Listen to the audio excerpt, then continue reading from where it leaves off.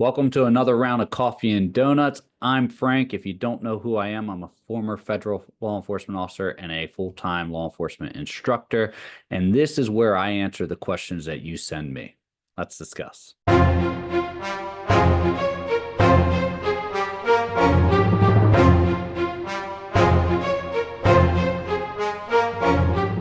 Okay, let's jump into this. And I have three pre-submitted questions from you all that I can answer and dive into more detail. First one, I have a question. So I believe I got removed from the hiring process because I left my job without notice. I know because they asked me about this in the interview. It was 4 years ago. What should I do?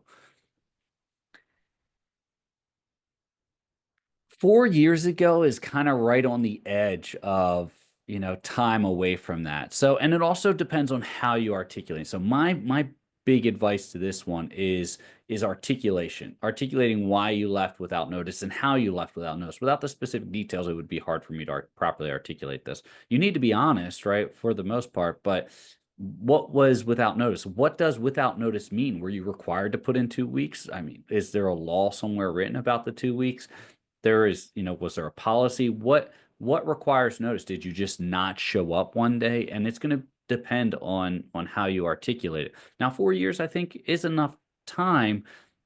I don't think that is the one thing that got you removed from the hiring process, though. That in itself. Now, yeah, they might have brought it up and they might have emphasized that, but I would say from my experience, I would see collectively maybe there were some other hurdles that you hit, and in a full overlook of your profile, a full overlook of everything, the final nail in the coffin, so to say, would be, hey, this individual left without notice. Okay, let's not move forward with this candidate. So that would be my suggestion with this. I would look at everything, and I would look at how to articulate any other hurdles you may have better, right?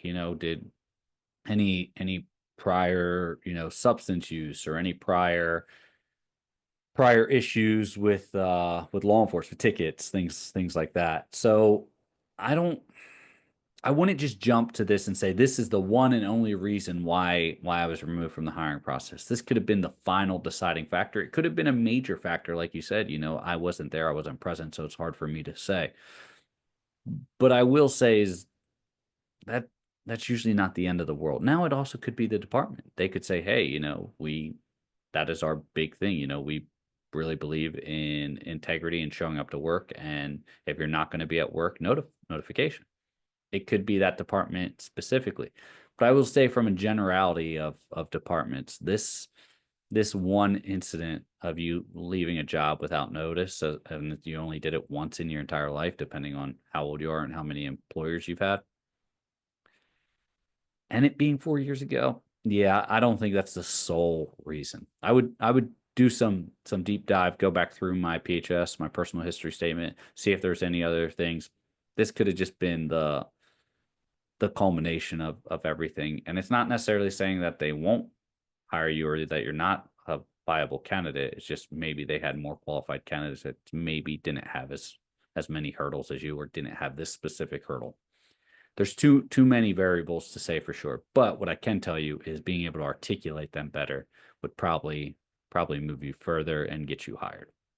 Okay, next question. Hi, what if I was a foreign student, American citizen studying abroad? Okay, I got you. In China for a few years. Will this affect my background check? Yes and no. So that's one of the things on your background check is, have you traveled? Have you ever been out of the country? Do you have a passport? Where have you been? All those things need to go in there, because most people don't understand that background check is not just for suitability. It's for a security clearance. And that security clearance typically is a public trust security clearance, depending on what level of law enforcement you're doing.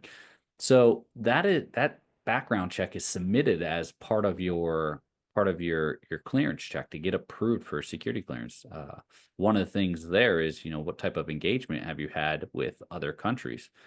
The other aspect of it is it makes it harder for a background investigator to get that information. You're talking about different time zones, you're talking about different languages.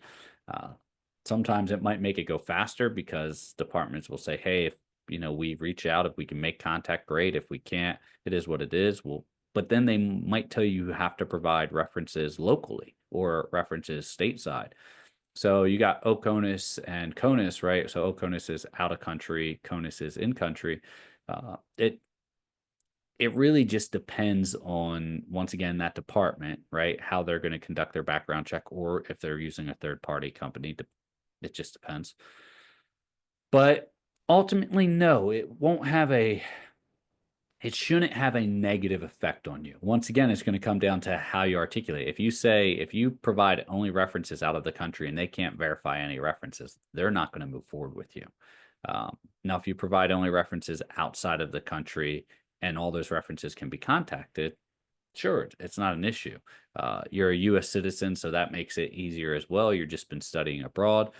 You say just for a few years, so you should have some references here stateside. Hopefully, you've had some employment stateside where they can contact them as references. But ultimately, you're looking at the situation of, one is going to be how competent your background investigator is. Um, the work that you put in prior, the prep work that you put in prior to make sure it's as easy as possible. I mean, I'm talking email addresses, phone numbers, contacting any type of outside the country references, making sure that they're on standby, checking in with them regularly so that if a background investigator sends them a report, there's significant things you can do to increase your odds of it not affecting you. But if you just go into it and say, hey, yeah, I was out of the country, so it is what it is, that's not going to work for you. You're going to run into some significant hurdles, and departments may not even consider you because you're too much work for them.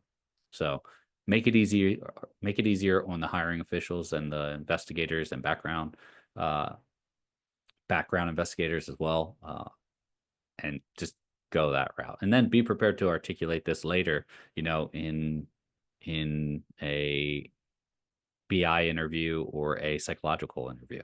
So that could be a potential aspect as well. All right. Next question. If they want, okay, this one's hard to read. If they want direct proximity neighbors contact, so pretty much your real neighbors, neighbors that's next door or across the street is what this individual is saying. Let's say either my direct neighbors don't speak English or are not are not well around people, or are not known well around people in the area.